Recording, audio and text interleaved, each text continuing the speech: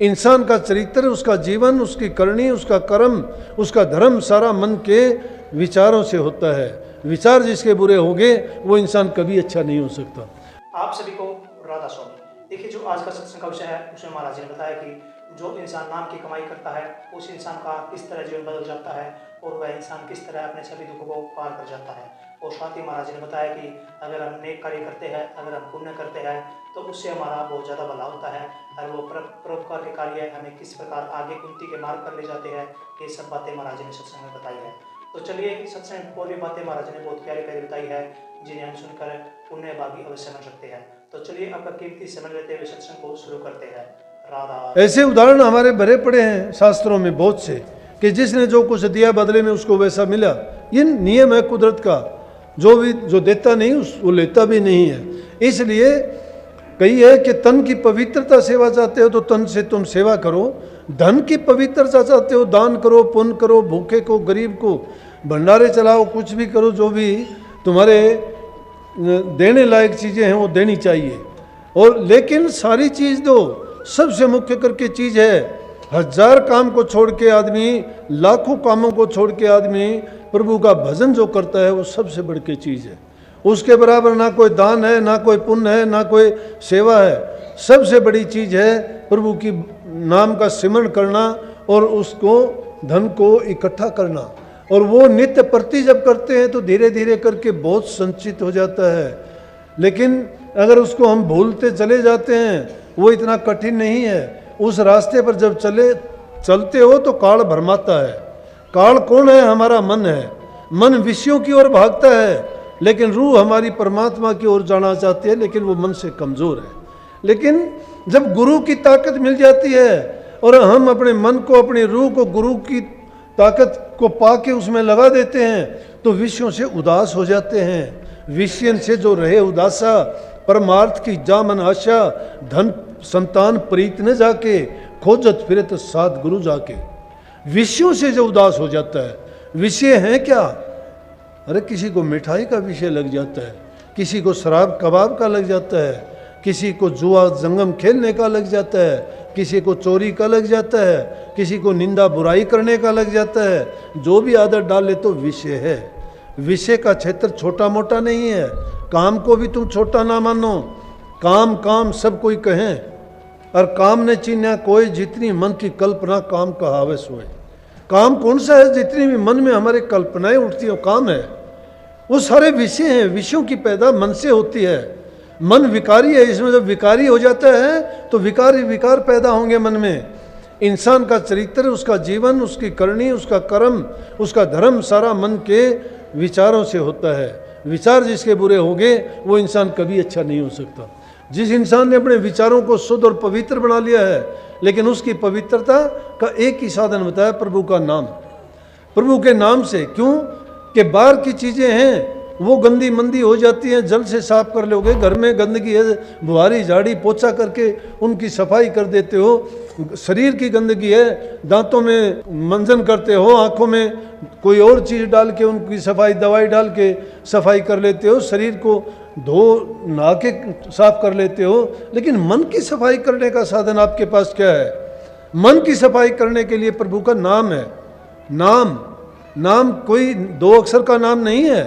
राम का नाम बड़ा नहीं है। राम तो वही राम का नाम है। उसको ओम कहता है, कोई राम कहता है, कोई सत साहिब कहता है, कोई सतनाम कहता है, कोई सोम कहता है। हजारों सैकड़ों नाम है। उस कितने हजारों से नहीं, करोड़ों नाम उसके बना दिए। अल्लाह, गॉड, खुदा, वाहिगुरु, किसी नाम से उसको पुकारते हैं, लेकिन वो उसका नाम नहीं हो जाता। जब तक इंसान अपने चरित्र में इन चीज़ों को नहीं जोड़ता है तब तक वो नाम और प्रभु की नज़दीकी प्राप्त नहीं कर सकता। उस प्रभु के करीब और पास जाने के लिए इंसान को शुद्ध और पवित्र बनना पड़ता है। और उसकी शुद्धता और पवित्रता के लिए नित्य प्रति जिस प्रकार से हम सफाई बाहर की करते हैं, अंदर की सफाई उसके नाम से, उसके चिंतन से। चिंतन बहुत बड़ी चीज़ है। हमेशा जब उसका ख्याल हमारे मन में बना रहता है तो बुरे ख्यालों को जगह नहीं होती जाने के लिए। और अगर बुरे ख्यालों को जगह मिल जाती है तो वो हमारे अंदर है। काल महाराज ने ऐसा किया है इस रचना में, इंसान के साथ में उसकी नेगेटिव पावर्स को पहले ही एक्टिवेट करके भेज दिया। बुराइयां इंसान को सिखाने की ज़रूरत नहीं है, खुद अपने आप सीख जाएगा। लेकिन पॉजिटिव पावर जितनी भी हैं वो एक्टिवेट नहीं है, वो एक्टिवेट प्रभु के नाम से होती हैं। प्रभु का नाम जो जो जपते चले जाओगे तो तुम्हारी पॉजिटिव पावर जो हैं वो सारी की सारी एक्टिवेट हो जाएंगी, और वह एक्टिवेट जब होंगी तो नेगेटिव पावर्स स्लीपिंग मोड में चली जाएंगी। फिर वो इसी तरह से बुराइयां मिटती हैं। अब बुराइयां मिटने का रास्ता जानते ही नहीं। किसी ने कह दिया मैंने नाम ले लिया, किसी ने 5 नाम बता दिए, किसी ने 3 बता दिए, किसी ने 2 बता दिए, हमने पक्ष बांध ली, मेरा गुरु बड़ा, मेरा धर्म बड़ा, लेकिन कर्म बड़ा किसी ने नहीं बनाया। ना गुरु बड़ा, ना तुम्हारा धर्म बड़ा। धर्म तो इंसानी धर्म सबसे बड़ा है। जो इंसानियत को मानता है वो प्रभु को मानता है, जो इंसानियत को नहीं मानता वो प्रभु को भी नहीं मानता है, परमात्मा को भी नहीं जानता है। परमात्मा को जानने के लिए पहले अपने आप को जानो, और अपने आप को कब जानोगे? अपने आप को जब समझो जानोगे, जब आप सही रास्ते पर चलोगे। सही रास्ता चलने का यही है कि किसी भी जो वीतराग पुरुष है, जिसने वो करनी की है, जिसने वो मंजिल हासिल की है और तुम्हारा उस पर यकीन और विश्वास पक्का है, उससे प्रेम, प्रीत और प्रतीत जोड़ के देखो। वो तुम्हें साक्षात में, अंदर में, सूक्ष्म रूप में, नूरी रूप में हाजिर नाजिर रह के तुम्हारे साथ काम करेगा। लेकिन उसको पल भर के लिए भी दूर ना जाने दो अपने से। अगर पल भर के लिए भी दूर चला गया तो तुम्हारे ऊपर काला अपना दाव चला लेगा। वो उसी तरह से दाव लगाए बैठा रहता है जिस प्रकार से बिल्ली कबूतर की ओर। लेकिन कबूतर आंख बंद करके सोच ले कि बिल्ली मुझे नहीं मारेगी तो उसकी वो गलतफहमी है। इंसान उस कबूतर की तरह से अपनी गलतियों को छिपा के और ये ना सोचे कि मैं ये ऐसा नहीं करता। जब भी कोई चीज़ आती है तो कबीर साहब ने कहा कि बुरा जो देखण मैं चलिया तो बुरा न मिलिया कोई, जो तन खोजूं अपना तो मुझसे बुरा न कोई। दूसरों की ओर देखते हैं, अपनी बुराइयों की ओर झांकते नहीं। अपनी बुराइयों को खोजो, तुम्हें पता लग जाएगा तुमने कितनी बुराइयां हैं। और नित्य प्रतीक ऐसा जब करते चले जाओगे, धीरे धीरे करके एक एक बुराई करके अगर निकाल भी दोगे पाक साफ, और जब पवित्र हो जाओगे तो प्रभु से मिलने में देरी नहीं होती। प्रभु का नाम पवित्रता है, सत्य है वो, सत्य। और पवित्रता कब आएगी? जब बुराइयां निकल जाएंगी।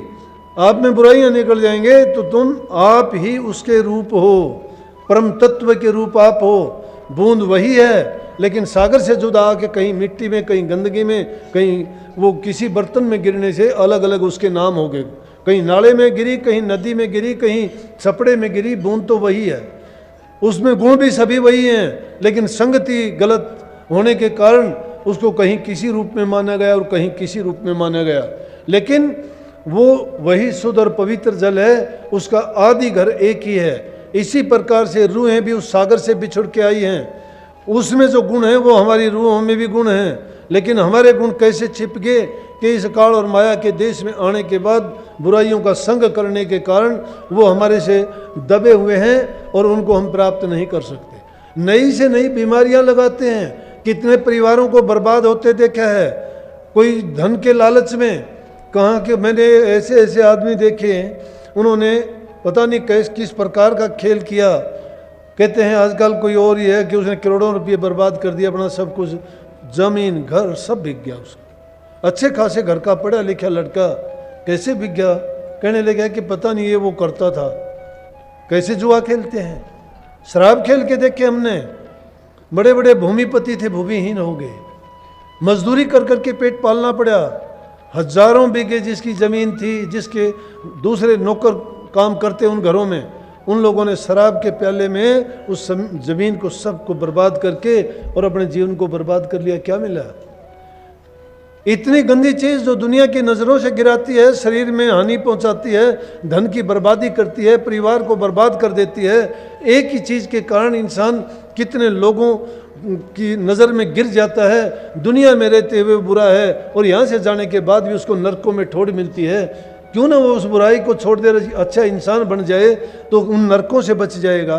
नरकों से भी ना बचे तो कम से कम दुनियादारी में तो इज्जत मान सम्मान पालेगा। वो भी अगर नहीं पाए तो अपना जीवन तो ठीक ढंग से बिता लेगा। लेकिन इंसान इन बुराइयों में पड़ के अपने आप को बर्बाद करता है। किसका क्या करता है नहीं मानता। ये विषय हैं। इन विषयों से इंसान अगर बच जाता है, हम तो अभिमान करते हैं कोई धन का करता है, कोई पद का करता है, कोई जाति का करता है, कोई बल ताकत का करता है। अरे अभिमान करने की चीज़ है क्या हमारे पास? बोलो, किस चीज़ का अभिमान करोगे? ये सारी चीज़ें एक मिनट में बर्बाद होने वाली हैं।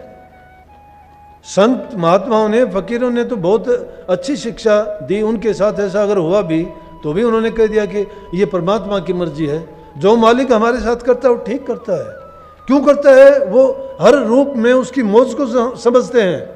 एक महात्मा कहते हैं कि उसने धीरे धीरे करके और पैसे इकट्ठे किए, कोई दे जाता, इकट्ठे करके उसने सामान, चीनी, चावल, घी वगैरह इकट्ठे कुटिया में लगा दिए कि भाई चलो एक दिन भंडारा करेंगे। क्या देखता है कि एक दिन जंगल से डाकू आए, उसकी नज़रों के सामने से सारा उठा के चल दिए। महात्मा हंसता है। लोग कहने लगे, महात्मा जी आपने उनको कहा नहीं कि मैं भंडारे के लिए इकट्ठा किया है? बोला, भंडारा हमने लगाना था, ये भी खाएंगे, ले जाओ। वो हमने लगाना था, ये अपने आप बना के खा लेंगे। जाना तो था ही ये, मैंने क्या करना था इसका? अरे जब तक इंसान के अंदर ऐसा धैर्य, संतोष आ जाता है, वो तो मैं कहता हूँ डाकुओं की, बदमाशों की, ठगों की बुद्धि को भी ठीक कर देता है। डाकू ने सुन लिया कि महात्मा क्या कहता है। एक ही बात इंसान को बदल देती है। उसके दिमाग में आया कि देखो महापुरुष की कितनी बड़ी अच्छी सोच है, हमने जिंदगी बर्बाद कर दी ये गंदे मंदे कर्म करते हुए। आज एक धार्मिक आदमी की, जिसने कैसे कैसे इकट्ठे किए होंगे, तन पर इसके कपड़े नहीं है, एक लंगोटी है इसके, और फिर भी इसने इतना इकट्ठा किया। हम लेके जाते हैं, इसके चेहरे पर सिकुड़न नहीं है, कोई भी कोई मलाल नहीं है, हम क्यों लेके जा रहे हैं? अरे जब ये धैर्य आ जाता है इंसान को, ये संतोष आ जाता है, तो सब धन धूल के समान हो जाता है। इंसान हाय हाय करके अपने जीवन को बर्बाद करता है, कभी इसकी तृष्णा नहीं बढ़ती, मृग की तरह से भागता फिरता है पूरी जिंदगी। लेकिन किस लिए? क्यों किसी को दुख देता है? क्या करोगे? अच्छे कर्म करो, वो तुम्हारा कोई नहीं छीन सकता। तुम्हारा कर्म फल है, वो तुम्हारा साथ देगा। चाहे मैं कहता हूं चारों युग बीत जाओ, जीव का कर्म पीछा करता है। वो कर्म उसका कर्जा जब तक नहीं ले लेता तब तक उसको नहीं छोड़ता। इसलिए कर्म बड़ा है, कर्म प्रधान है। रामायण में भी लिखा है, कर्म प्रधान विश्व करी राख्या। विश्व में कर्म की प्रधानता है, कर्म की प्रधानता है। जिसने जैसा कर्म किया वैसा ही फल उसको मिलता है। जो अच्छा कर्म करता है उसको अच्छा परिणाम मिलेगा, बुरा करता है उसको बुरा मिलेगा। लेकिन भक्ति का जो कर्म करता है वो भले बुरे दोनों से उठ के प्रभु के चरणों में चला जाता है। उसको बार बार ये दुख कष्ट झेलने के लिए संसार में नहीं आना पड़ता। इसलिए अच्छे कर्म कमाओ। जरूरी नहीं है कितने जन्म हमने लिए हैं, उन जन्मों में क्या क्या कर्म किए होंगे।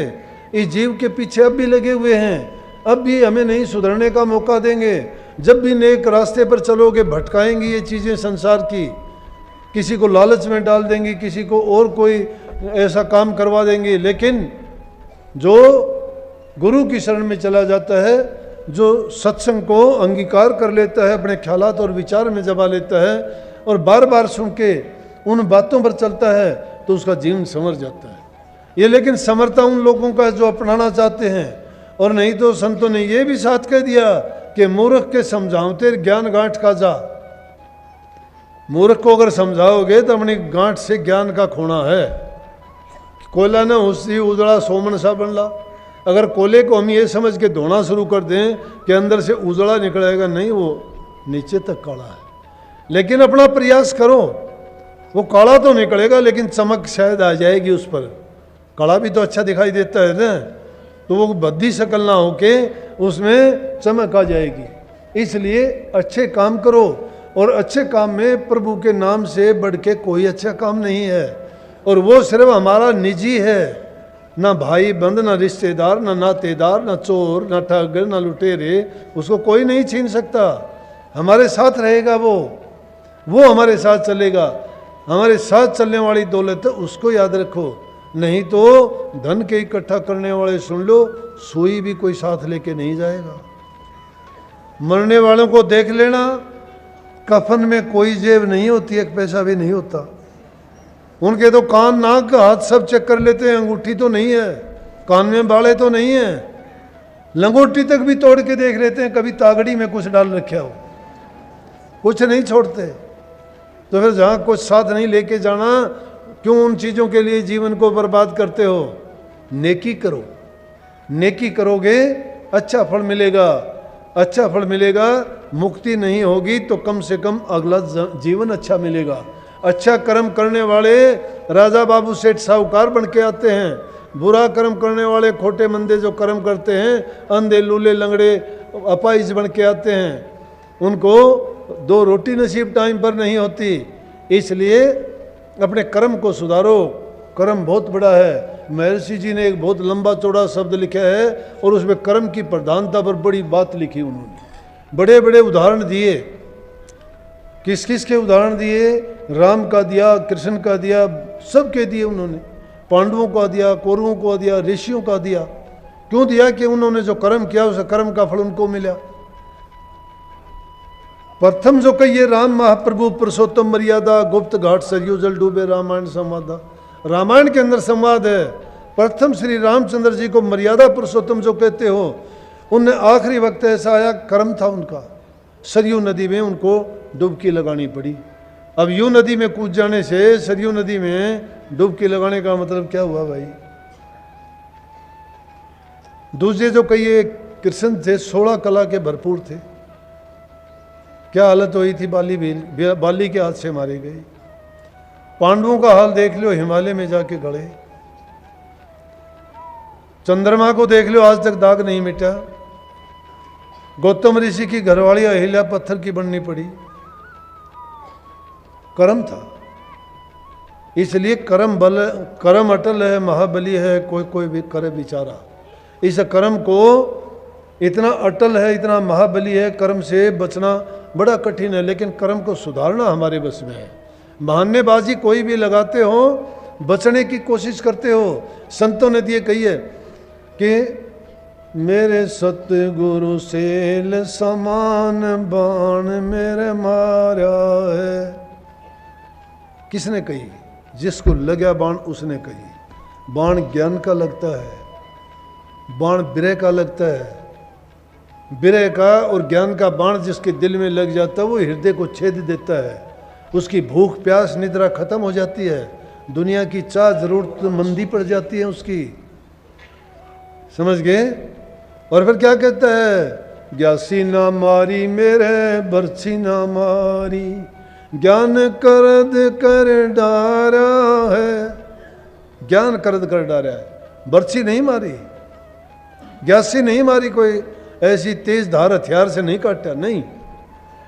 सतगुरु ने सेल समान बाण मारा है, शब्द का बाण। शब्द के बाण इतने छोटे जाते हैं, लेकिन जब शब्द का बाण चलता है हर इंसान बचता है। उसको पता है, वो कहता है मेरे लिए नहीं, ये बाण इसके लिए है, ये इसके लिए है। खुद बचता है, कहता मैं तो सही हूं, मेरा क्या।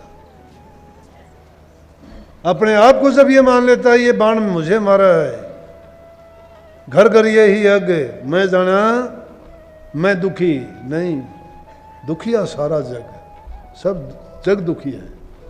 टिटोल के देख लेना अपने आप को, ये बाण सबको है। कभी यूं गर्दन मारने से भगत नहीं बन जाते, करनी करोगे तब बनोगे। सुमरण भी नहीं करते हो नाम का, तुम नाम के चोर हो, नाम के चोर हो तुम। माँ का दूध पी के जो माँ को ठोकर मारता है, माँ को लजाता है। किसी का अन्न खा के नमक हरामी करता है, उससे गिरा हुआ इंसान नहीं होता। और अगर गुरु से नाम लेके जो नाम भक्ति नहीं करता, उससे गिरा तो मैं कहता हूं 3 लोक में भी नहीं मिलता। इसलिए संकल्प और प्रण लो, कुछ भी नहीं कर सकते तो 10 मिनट कम से कम नाम का सुमरण ही कर लिया करो, सुमरण ही कर लिया करो। इस युग में अगर नाम का सुमरण भी कर लेगा उसका भी कल्याण हो जाएगा। ये तो मानता हूं, बुराइयां तो छोड़ दिया आपने, ना बीड़ी सिगरेट पीते, ना शराब पीते, ना हुक्का पीते। बुराइयां तो आप भी करते हो, चुगली निंदा आप भी करते हो, लेकिन वो भी धीरे धीरे छोड़ोगे। बाण लग गया हुआ ने, बाण लगा हुआ तो जरूर छोड़ दोगे, बाण नहीं लगता तो नहीं छोड़ते। जयपुर वो भूमि है जहां महान पुरुष हुए हैं। ये राजपूत योद्धाओं की भूमि है। यहाँ पर आन बान और शान के लिए लोगों ने इस भूमि को, यहाँ के संस्कारों को जीवित रखा है। यहाँ पर सभ्यता और संस्कृति अब भी जिंदा बोलती है। इसलिए इस पवित्र और पावन भूमि पर आश्रम बनाने का फैसला किया था। जब जब भी अवसर मिलता है आया करो, रहने के लिए जगह है, कितने दिन भी आप रह के जाओ, रहने का खाने का सब इंतजाम है, आपकी चीज़ है। जब जब आओगे तो अच्छी बात है, सत्संग के टाइम आओ, बिना सत्संग के आओ। तो सबको बहुत बहुत आशीर्वाद। लेकिन जितनी बात बताई है घनी नहीं तो एक आधी तो मान लियो। तो सबको बहुत बहुत आशीर्वाद। राधा स्वामी। सत्संग को पूरा सुनने के लिए आपका बहुत बहुत धन्यवाद। हम आशा करते हैं आपने सत्संग को बड़ा ही ध्यान से सुना होगा। कृपया सत्संग जो बातें महाराज जी ने बताई है उन प्रवचनों को अपने जीवन में अवश्य उतारिए और अपने जीवन को सार्थक और सफल अवश्य बनाइए।